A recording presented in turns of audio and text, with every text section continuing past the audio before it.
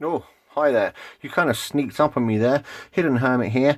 Here's the Seven of Swords, and shall I turn it over? Shall I turn it over? Because it's an interesting vibe, the Seven of Swords from the Night Sun Tarot. Interesting and, dare I say it, slightly different. So, I used to struggle with the Seven of Swords. The image, I think, in the Waite Smith and in a lot of other contemporary decks, it's kind of simplistic, you know.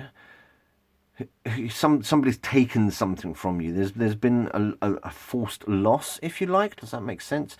But you know, you can never be clear whether you're the people that you're being stolen from. Are you the person? It all depends on the context of the spread, obviously. But I don't want to talk about that. I want to talk about the Seven of Swords and the Night Sun, and it is one of the more left field interpretations, I believe. However, having said that, I like this. I like this Seven of Swords. So let's have a look at this.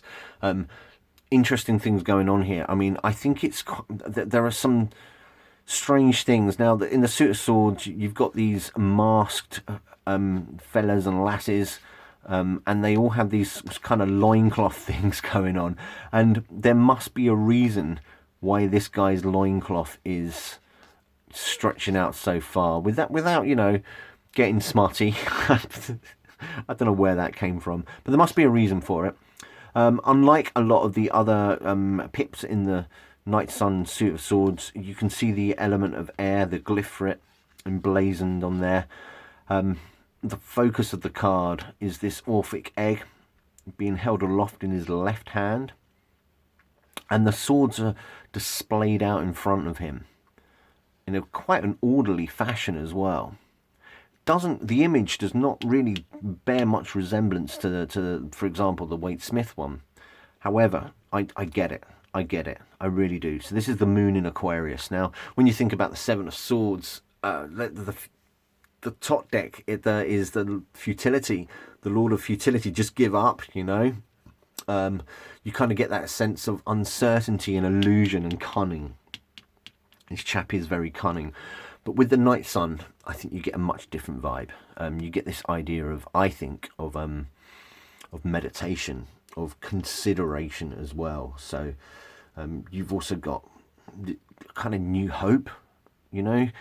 I like to think that this guy he's considering this Orphic egg, and that this is where the hope comes from. And he's kind of making a realization as well. Don't forget, we are in the Suit of Swords. He's got these faculties laid out in front of him.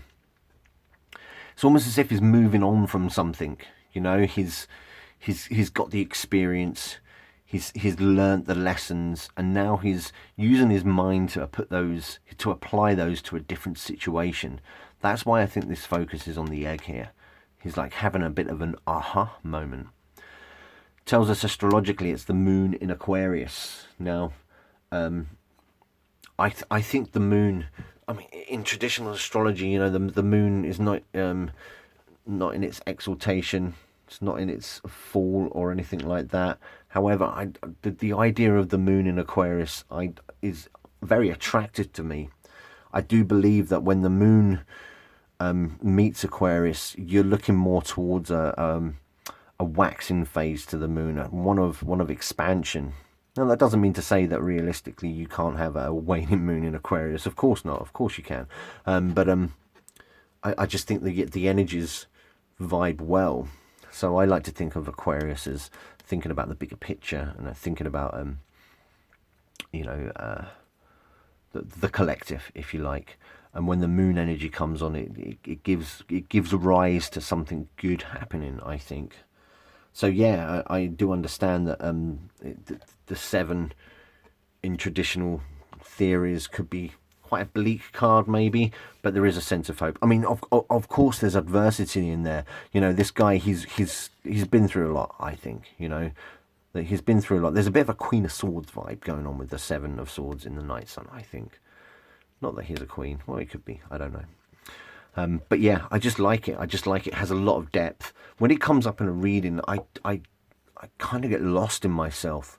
There's this idea of, you know, understanding something, maybe things were futile, but now they're not, because there is this ray of hope. Does that make sense? I realise I'm pretty much rambling here, so let's just put a cap on this, shall we? But I do get a sense of of strength, of drive, of, you know, he's working towards something, and he's come through adversity and challenges, but he's turned a corner at this point. So yeah, let me just leave you with the Seven of Swords from the Knight's Sun Tarot. Cracking card. Love it. Absolutely love it.